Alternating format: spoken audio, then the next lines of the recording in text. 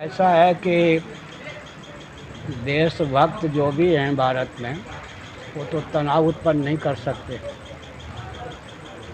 एक मैं संकेत करूं, अंग्रेज़ों ने शासन किया, मुग़लों ने शासन किया, उस समय जो देशभक्त थे वो देशद्रोही गिने जाते थे। क्या सचमुच में जो देशभक्त थे वो देशद्रोही गिने जाते थे, दंड भी मिलता था। सचमुच में देशभक्त को देशद्रोही न माना जाए और जो सचमुच में देशद्रोही निवास कर रहे हैं उनका नियंत्रण तो हो ही, क्योंकि भारत का विभाजन अदूरदर्शितापूर्ण हुआ। विभाजन के बाद के भारत को जिस ढंग से ख्यापित किया गया वो भी अदूरदर्शितापूर्ण। कोई भी किसी के भी पूर्वज हों, कोई दिव्यता स्थापित करते हैं तो बेटे पोते लाभ उठाते हैं। कोई अगर ऐसा कांड रच जाते हैं तो बेटे पोते को उस कांड पर पानी फेरने में समय लगता है।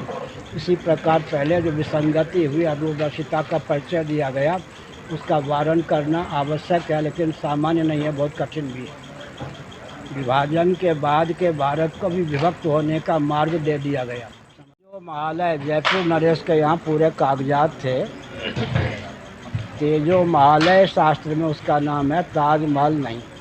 ताजमहल का मौलिक नाम है तेजो महालय। तेजो महालय माने शिवालय। ताजमहल के नाम पर जो कब्र आदि की गाथा है, इतिहास से बिल्कुल कृत्रिम इतिहास, उसका नाम था तेजो महालय। समझ गए? तेजो महालय था, वो हमारी कृति थी, अद्भुत कृति थी। उसको किसी और रूप में परिणत किया गया, वो ऐतिहासिक तथ्य नहीं है, वो बर्बरता का द्योतक है। तेजो महालय के रूप में ताजमहल का उद्भाषण उचित है, स्वतंत्र भारत में होना ही चाहिए, लेकिन सद्भावपूर्वक संवाद के माध्यम से जितना काम बने उतना अच्छा है। ऐसा है कि द्वेषपूर्वक नहीं, विवेकपूर्वक अगर कहीं बुलडोजर चलता है तो ठीक है, द्वेषपूर्वक नहीं होना चाहिए।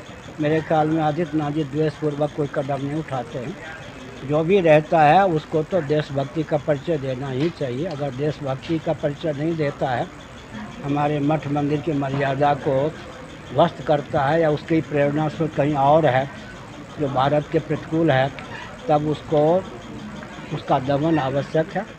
ये सबके पूर्वज सनातनी वैदिक और हिंदू थे।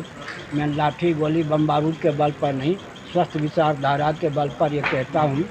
मोहम्मद साहब के पूर्वज कौन थे, ईसा मसीह के पूर्वज कौन थे, सबके पूर्वज का नाम सनातनी वैदिक और हिंदू। साथ ही साथ इस रॉकेट, कंप्यूटर, एटम, मोबाइल के युग में भी सनातन सिद्धांत जो हमारा है वो न केवल दार्शनिक अपितु वैज्ञानिक और व्यावहारिक धरातल पर भी सर्वोत्कृष्ट है। उसके सामने कोई खड़ा नहीं हो सकता। इन दार्शनिक तथ्यों के आधार पर, वैज्ञानिक तथ्यों के आधार पर, व्यावहारिक तथ्यों के आधार पर लौकिक उत्कर्ष, पारलौकिक उत्कर्ष, परमात्मा की प्राप्ति का मार्ग भी प्रशस्त। तीन योग्यताओं के बल पर मैं कहता हूँ हिंदू राष्ट्र होना चाहिए, बल्कि एशिया महाद्वीप को हिंदू महाद्वीप के रूप में घोषित करना चाहिए। ना कोई करे तो हम लोग तैयार हैं, प्रयत्नशील कर। घर से तो कोई युवक होकर या युवती होकर जन्म नहीं लेता है। आरंभ से अगर प्रयास हो तो युवक हों या युवती हों, दिशाहीन ना हों, लेकिन माता पिता अगर जागरूक हैं तो सद्भावपूर्वक संवाद के माध्यम से नीति और अध्यात्म समन्वित युवक युवतियों को बना सकते हैं। पर जब उन्हीं को ज्ञान नहीं है, नीति और अध्यात्म का उपदेश कैसे दें?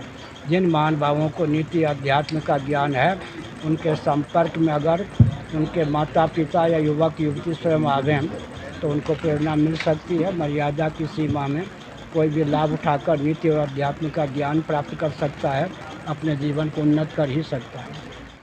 सुनिए, उत्तराखंड ने तो मेरी बात तीसरे दिन मान लो आज मैंने कोई बात कही, कल नहीं परसों एक दिन बाद ही उत्तराखंड ने क्या किया था, भाजपा की सरकार ने ही मठ मंदिरों का अधिग्रहण किया था। लेकिन मैंने जब वक्तव्य दिया तो एक दिन बीच में अंतराल छोड़ के फिर वो जैसा था पहले अधिग्रहण रहित। कारण क्या है? सेकुलर शासन तंत्र को धार्मिक आध्यात्मिक क्षेत्र में हस्तक्षेप करने का अधिकार नहीं है। धार्मिक आध्यात्मिक क्षेत्र जो है मठ मंदिर अपनी शास्त्र सम्मत परंपरा से चलें, उसमें सहभागिता की आवश्यकता है।